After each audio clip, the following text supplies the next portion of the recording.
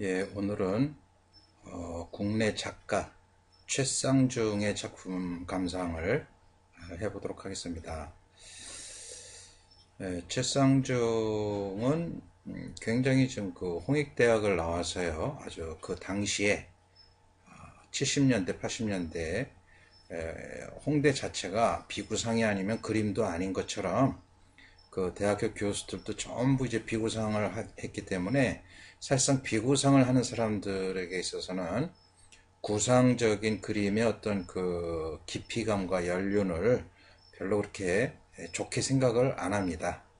그래서 오직 추상만이 그림이다라는 그런 시대에 나름대로 구상을 열심히 했고, 그래서 저도 개인적으로는 1979년도에 저기 코스모스 백화점, 지금은 없어졌는데, 거기에서 이제 이분이 불란서에서 한 2년 정도 그림 공부를 하다가 들어오면서 귀국전을 했는데, 그때 그 최쌍중 그림을 보고 굉장히, 그때가 제가 이제 고등학교를 갓 졸업한 때였는데 굉장한 그 인상을, 좋은 인상을 받았던 기억이 있습니다. 특히나 이 사람 그림이 아주 강하고 또 적절한 말줄임을 하고, 그리고 또 자기만의 어떤 그 색깔을 보여줬던 그런 화가인데요. 이 그림은 수채화죠. 이 그림을 보고 이게 수채화인지 유화인지 모르겠다 하는 사람은 조금 그림을 좋아한다라는 어떤 그런 얘기를 어디 가서 하지 마셔야지 될 것 같아요. 그건 정말 최소한의 어떤 그 안목인데, 그 정도도 안 돼 있으면서 그림을 좋아한다, 그림을 감상한다라는 것은 글쎄 그걸 뭐라고 얘기를 해야 되는지. 아무튼 최소한의 성의를 가지고 그림을 직접 그려보고, 그러면서 이제 그림을 감상하는 어떤 그런 마음가짐을 가져야지, 그런 어떤 최소한의 성의도 없이 그저 그림을 즐기려고 한다라면은 그러한 마음가짐은 얼마 못 가죠. 얼마 못 가고 그냥 내버려 두게 되고 내팽개쳐 버리게 된다는 것이죠. 그런 거조차도 제가 설명을 해야 되는 건 아니니까. 어쨌든 수채화 기본의 어떤 그 원경과 중경, 근경의 그런 공간감이 잘 보이고요. 기본적으로 이제 물감의 색깔도 상당히 묽게, 그래서 큰 터치로 잡아주고 있죠. 계속 얘기하지만 뭔가 디테일한 것을 표현하지 않고, 이건 이제 전용 수채화지에다 그렸기 때문에 얼룩덜룩한 이런 느낌들이 보이죠. 붓을 좀 눕혀서 툭툭 칠해주면은 이런 속도감이 보입니다. 그래서 묽은 색으로 초보를 칠해주고, 그러면서도 기본적인 어떤 색깔 차이는 조금씩 더 잡아줬죠. 그렇게 해서 큼직큼직하게 칠해준 다음에 마르고 나서 다시 이제 중벌로 좀 더 진한 색깔들을 칠해주고, 수채화는 이제 투명하기 때문에 밝은 색부터 점점 어두운 색으로 칠해 들어가죠. 그걸 감안을 하셔서 그런 걸 그려줬고, 그리고 이제 마지막 마무리 단계에서 잔터치로, 그림은 점선면이라 했으니까 잔터치로 어떤 물체의 묘사도 해주고, 이런 거 같은 경우는 조금 너무 뭐라 그럴까, 그 좀 불필요하게 조잡스럽다라는 표현이지 가능하겠죠. 이거 꼭 누가 장난해 놓은 것 같은 그런 느낌인데요. 어쨌든 이렇게 그려냈어요. 그래서 전체적으로 굉장히 담백하고 시원시원하고, 붓질도 그렇고 뭔가 적절하게 절제된, 그러면서 기본적인 입체감도 표현해줬고, 여기 배경을 하늘을 칠한 걸 보면 전체적으로 요 색을 하나 툭 칠하고 이쪽도 하나 툭 칠해서 그냥 끝낸 거예요. 하늘의 느낌을 그렇게 표현해줬다는 것이죠. 요 쌍자 표현은 이제 그 최쌍중의 그 유족들이 관리하는 그 홈페이지에서 제가 그림을 따왔기 때문에 거기 있는 그림들은 전부 이렇게 쌍자 표시를 실루엣으로 집어넣고 있어요. 다른 그림을 한번 보죠. 최쌍중의 유화입니다. 역시나 쌍자 표시가 있고요. 항상 최쌍중의 서명은 쌍자를 서명을 하고 있습니다. 자, 전체적으로 쭉 느낌을 본다면 굉장히 그 여기가 이제 그 뭐라 그럴까요? 어떤 이런 그 모란의 색깔들이 많이 있겠지만 노란색을 아주 강렬하게 표현을 해줬고, 명암 대비, 배경을 아주 단순하게 처리하면서 또 강한 색으로 명암 대비도 해줬고, 물론 이제 이거를 분리를 해서 초벌, 중벌, 마무리로 분리를 해서 생각을 한다면, 자, 처음에 어두운 색으로 크게 기본 색깔들을 나눠서 그려놨고, 모란도 이제 기본적인 색깔을 툭툭툭툭 찍어놨을 것입니다. 그러고 나서 중벌에서 좀 더 그 안에 세세한 무늬들, 세세한 색깔들, 그리고 좀 더 분명하게 밝은 색을 칠해줬고, 유화는 기본적으로 어두운 색에서 밝은 색으로 점점점 나오는 것이니까 불투명하기 때문에 그렇죠. 이런 부분에서도 좀 더 단순하지 않게 덧칠을 해줬습니다. 그렇게 해서 중벌까지 해줬고, 마무리 단계에서 이제 나무도 그려주고, 잔터치로 선의 느낌과 이런데 모란의 느낌도 좀 더 밝은 색으로 또 선과 점 그런 거를 적절하게 표현해 주면서 근경과 원경 앞에 있는 건 더 선명하다. 가장 밝은 색은 전체적으로 봐서 이 모란이 가장 앞에 있으니까 가장 밝은 흰색이 여기에만 찍혀 있죠. 뒤쪽에는 없습니다. 물론 꼭 그래야 되는 건 아니지만 우리가 기본적으로 원근을 표현할 때는 그와 같은 명암 대비를 위해서 밝은 톤은 시선 방향에 제일 가까이 있는 부분이 가장 어둡고 들어가면서 조금씩 묽게 밝아진다는 것이죠.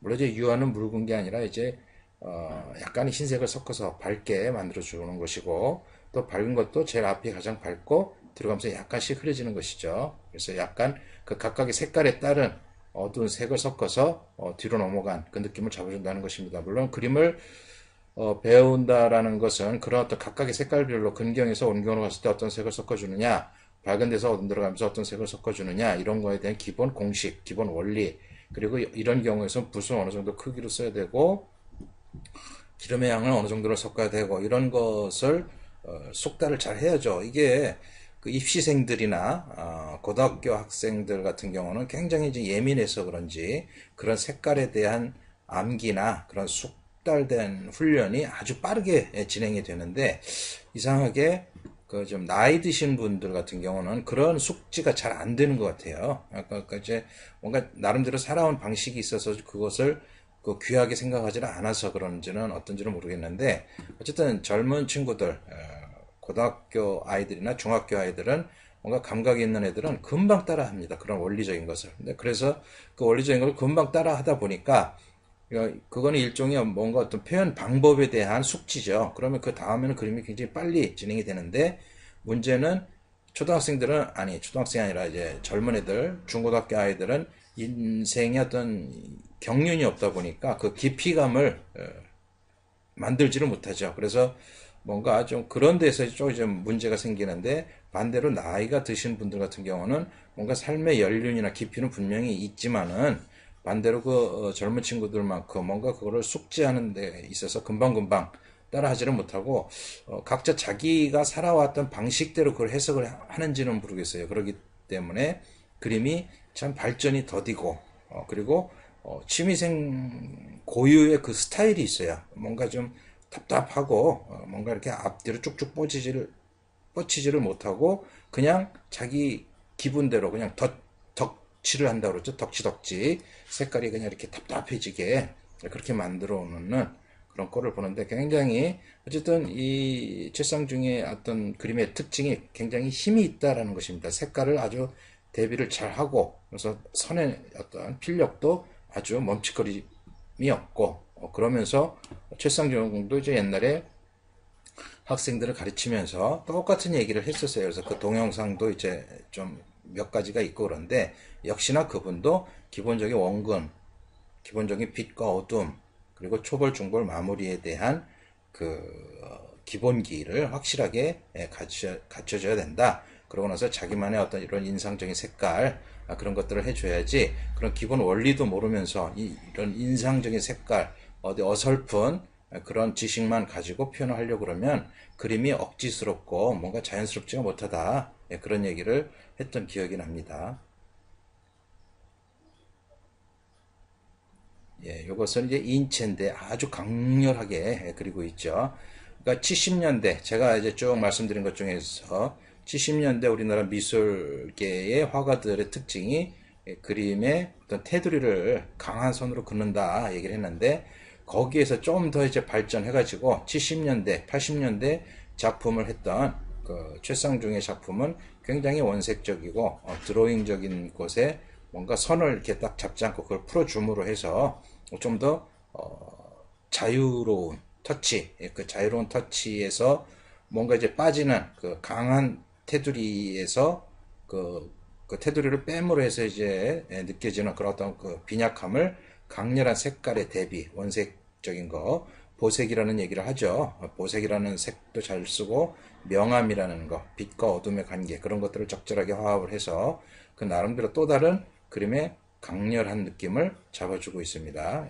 이런 데에서 굉장한 터치, 강렬한 터치로 마치 렘브란트의 그림에서의 어떤 그런 강렬함을 느끼게 되는 그런 어떤 심찬 터치로 표현을 하고 있죠. 역시나 기본 초벌은 어두운 색, 빨간 색깔, 어두운 색깔, 또 기본 살색 그런 걸 다 칠해줬을 것이고, 그리고 중볼에서 기본적인 색깔들을 좀 더 덧칠을 해줬고, 그리고 마지막 인상적인 색깔들, 마지막에 이제 선과 면, 점 이런 걸로 해서 전체적인 분위기를 잡아주고 끝내고 있습니다. 최쌍이라는 서명이 있죠. 예, 풍경도 역시나 마찬가지로 약간 이제 그 사진이 좀 뿌연데 여기 이제 최쌍이라는 서명이 있고 역시나 기본적인 스케치를 해놓고 그 다음에 기본 색을 칠해주죠. 초벌에서 같은 청색이라도 앞과 뒤 관계를 생각을 해주고 초록색이라도 앞과 뒤의 관계를 생각하고 있습니다.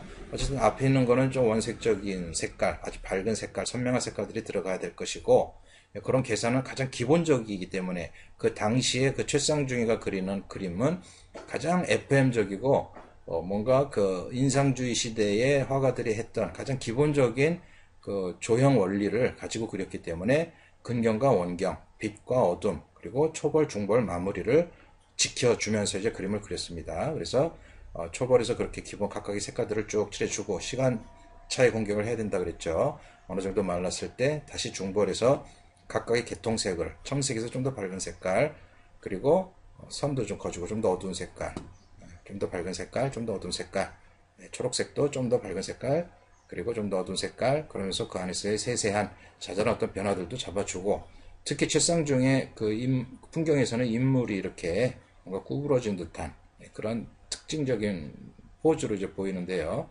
그런 식으로 표현해주고 그리고 이제 마지막 마무리 단계에서 이제 밝은 톤 하이라이트를 딱딱 찍어주고 선적인 느낌으로 드로잉도 해주고 그런 식으로 하면서 그림을 굉장히 흥겹게 마무리를 했죠. 최상종은 그 이 당시 젊었을 때 그림이 훨씬 좋고 나이 들어가면서는 뭔가 조금 이렇게 좀 힘도 빠지고 뭔가 근경과 중경과 뭔가 밝은 톤과 어두운 톤 이런 것들이 좀 빠지면서 그 나름대로 뭔가 새로운 더 단순화시키는 말줄임을 시도하려고 했는지는 모르겠지만은 그림이 그런 스타일로 보여지면서 뭔가 그 좀 임팩트 있고 강렬한 그런 매력적인 그림은 좀 빠지게 되는 것 같아요.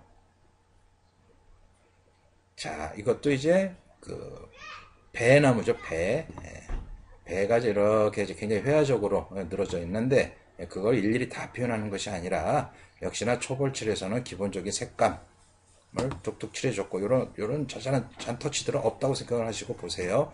이런 점 같은 것도 없이 그냥 초록색 뭐 이런 색깔, 붉은 색깔들, 뭐 푸른 색깔들 여기는 실제 이제 우리가 배나무를 보면은 배꽃이 펴가지고 굉장히 그 많이 뭐 주변 색깔들이 안 보일 정도일 텐데 그런 걸 자기 의지대로 뭔가 조절을 해서 형태감을 만들어 준 것이죠. 그래서 역시나 앞에 있는 건 하이라이트 들어가면서 약간씩 색을 좀 어둡게 잡아준 거 그런 것들을 감안하시고 그렇게 초벌해 주시고 중벌에서 좀 더 어두운 색깔 좀 더 두꺼운 색깔 두툼한 색깔로 맞대를 잡아줬고 그렇게 해주고 마지막 적절한 시간이 지났을 때 마무리 단계에서 잔붓으로 나무 가지의 어떤 회화적인 거 아주 그 유연한 터치로 그런 것도 잡아주고 점으로써 이 배나무 그 배밭에 가 보면은 여기 바닥이 이제 풀로 돼 있죠. 풀로 돼 있고 약간의 무슨 토끼풀들이 많이 나와 있어요. 그러니까 그런 색깔들도 톡톡 찍어서 단순하지 않게 잡아주고 그렇게 해서 표현을 했습니다.